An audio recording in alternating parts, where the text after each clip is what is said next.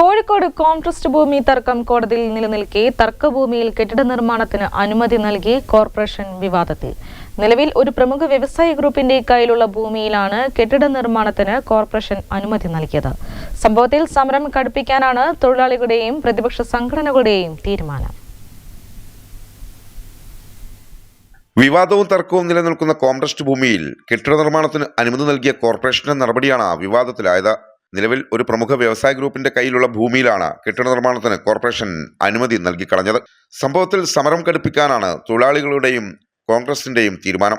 വിദേശ മിഷണറിമാർ 19-ാം നൂറ്റാണ്ടിൽ സ്ഥാപിച്ച ബ്രാൻഡഡ് വസ്ത്രനിർമ്മാണ കമ്പനിയായ കോംട്രസ്റ്റ് 2009-ൽ അടച്ചുപൂട്ടിയത് മുതൽ തുടങ്ങിയതാണ് കമ്പനി ഭൂമി കൈക്കലാക്കാനുള്ള നീക്കങ്ങളും ഇതിനെതിരായുള്ള സമരങ്ങളും. തർക്കങ്ങൾക്കൊടുവിൽ 4 ഏക്കറോളം വരുന്ന ഭൂമി ഏറ്റെടുക്കാനുള്ള ഓർഡിനൻസ് സർക്കാർ ഇറക്കിയെങ്കിലും അതിനോടകം കമ്പനിയിൽ നിന്ന് ഭൂമി വാങ്ങിയ വ്യവസായികൾ കോടതിയിൽ പോയി. നഷ്ടപ്പെട്ട തൊഴിലും ആനുകൂല്യങ്ങളും പുനഃസ്ഥാപിക്കണമെന്നാവശ്യപ്പെട്ട് തൊഴിലാളികളും കോടതി കയറിയതോടെ നിയമക്കുരുക്കായി. എല്ലാ ഹർജികളും ഒരുമിച്ച് പരിഗണിക്കാമെന്ന ഹൈക്കോടതി നിർദ്ദേശത്തിൽ ഏവരും പ്രതീക്ഷയർപ്പിച്ചു നിൽക്കവെയാണ് പ്രമുഖ വ്യവസായി കൈവശം വെക്കുന്ന 26 സെന്റ് ഭൂമിയിൽ നിർമ്മിച്ച കെട്ടിടത്തിന് കോർപ്പറേഷൻ അനുമതി നൽകിയത്. ഈ അനുമതിയുടെ പിൻബലത്തിൽ വൈദ്യുതി കണക്ഷനും കിട്ടി.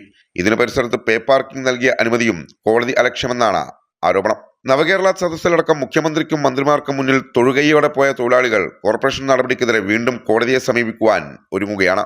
എന്നാൽ കോംട്രസ്റ്റിൽ നിന്ന് ഭൂമി രജിസ്റ്റർ ചെയ്ത് വാങ്ങിയതിന്റെ രേഖകളും വില്ലേജിൽ നിന്നുള്ള അനുമതിയും അടിസ്ഥാനമാക്കിയാണ് കെട്ടിട നിർമ്മാണത്തിന് അനുമതിയും കെട്ടിട നമ്പറും നൽകിയതെന്ന് കോർപ്പറേഷൻ വിശദീകരിച്ചു.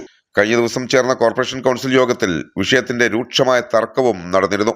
വിവാദത്തിൽ തങ്ങളുടെ ഭാഗം വിശദീകരിക്കുവാനായി മാധ്യമങ്ങളെ കാണുമെന്ന് കെട്ടിടം നിർമ്മിച്ച വ്യവസായ ഗ്രൂപ്പും അറിയിച്ചു. News bureau, Kozhikode.